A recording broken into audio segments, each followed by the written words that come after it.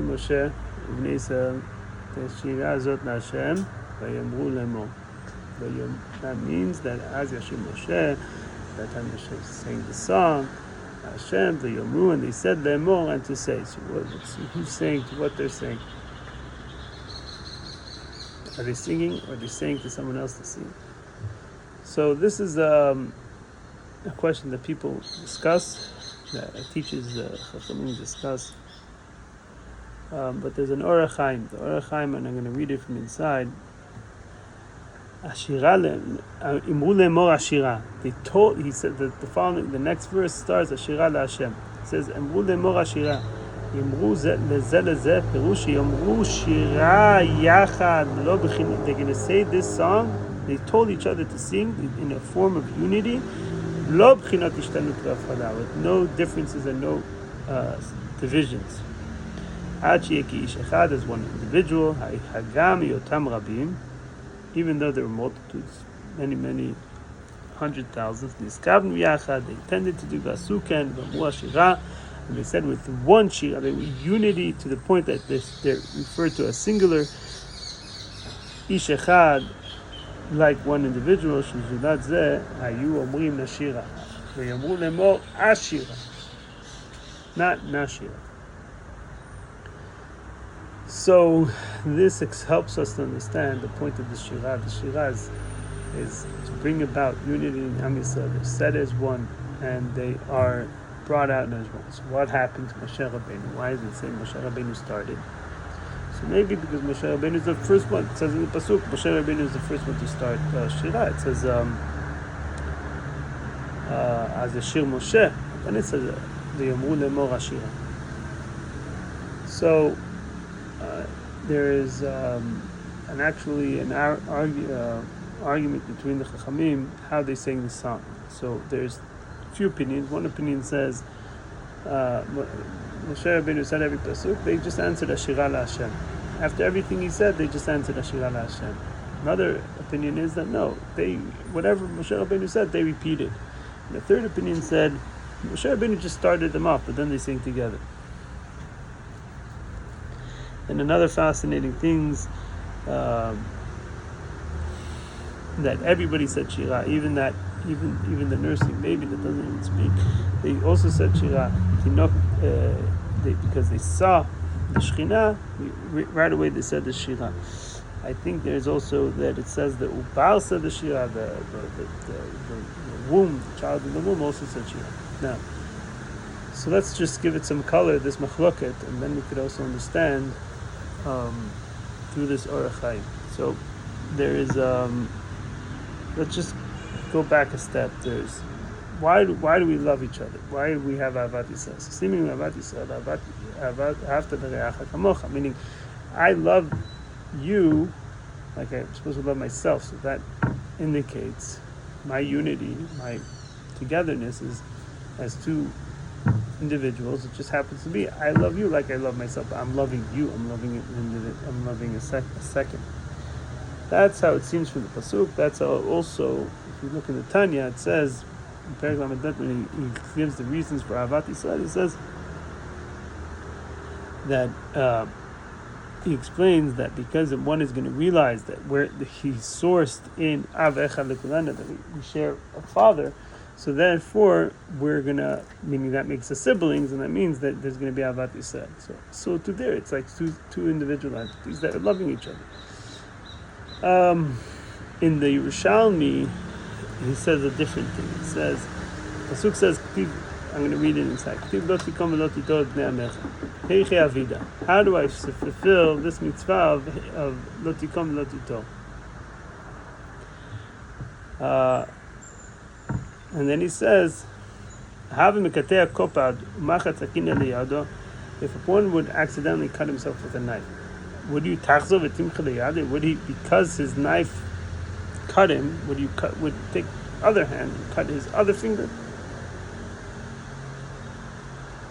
That's what lo tikom lo tito is. Here he's saying something different. Here he's saying we're one living organism that has different parts, and therefore it's obvious why you're loving it, because you're part of one. Now, there's another piece So it's saying two different things, if you realize. One saying that I love you because we're siblings, the other one saying I love you because we're both limbs in the same body. Another thing we find in Tanya, it says in different places,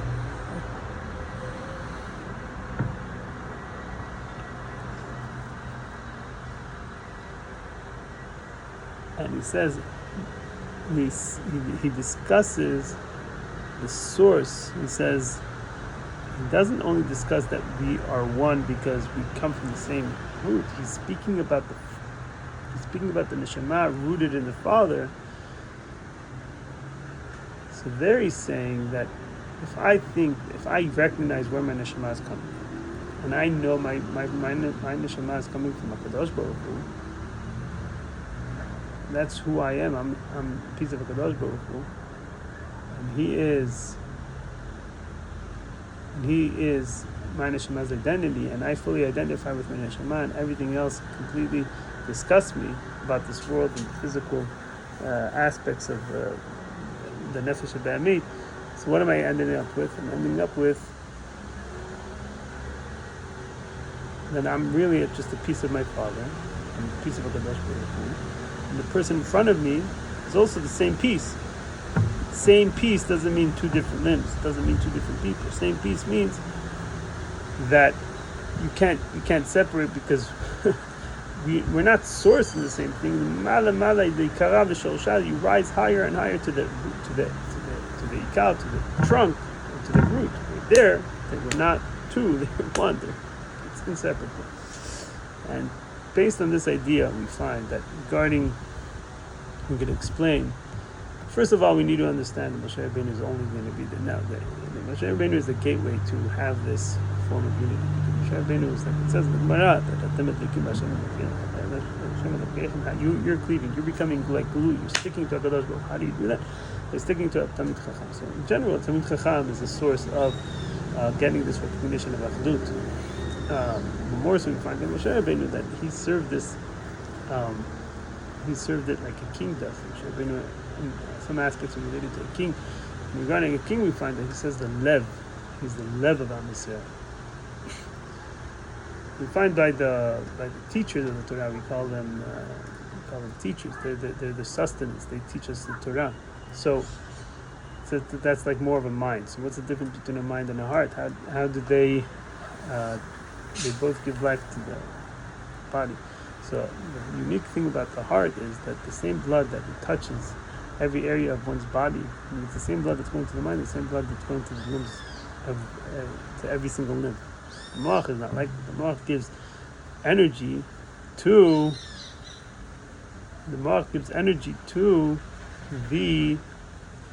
every limb according to what it's needed. But there's clear differences one from the other. The heart doesn't do that. The heart doesn't. He's so connected to the root, to the very definition of life is through blood. That is done with the heart, and there you cannot at any point or any way draw distinctions. You cannot say that this blood is going to go to this area and this blood is going to go. No, it's all blood. It's all goes equally. And this is what's happening with this three explanations regarding Yashir and Hashem. They're all discussing what the Or Chaim says that needs to be full unity, and they're all saying, how is this unity brought about? So the first one is saying, listen, Moshe Rabeinu needs to do the Shira. That Achdut is only for Moshe Rabeinu. What we could do is we could completely absolve ourselves and just say whatever, be completely responding to Moshe Rabeinu, but it can't have, on our end, it can't have distinction. Moshe Rabeinu is doing that. We just need to lose our identity in order for this Achdut to take place. The second place, that's more that there's distinctions, and we cannot, that's like two separate individuals. We can't overcome them, but we could say that there's something beyond both of us, and therefore we're okay. The second one is saying no. Each individual is able to say the Shira, but it needs to be only as a response to Moshe Rabeinu. That's more like saying that we are two limbs of the same body, but and we need to see the achdut that take place as two separate individuals. But how so? Only as a response to Moshe Rabeinu. The third one is saying that Moshe Rabeinu just kicked it off, but then everybody said it together. That's saying that this capacity Moshe Rabeinu has to really draw, to really truly be non-denominational, whatever. And I'm not saying in the form of in a real way, is only existing if Moshe Rabeinu is there. But once Moshe Rabeinu does that, so then we have within us this ability is all encompassing, that we have the capacity. We don't need to be only responding. We don't need to. We're not the reaction of Moshe Rabeinu. Within us, there could be a Moshe Rabeinu that has that same element of bringing about this complete and full achdut.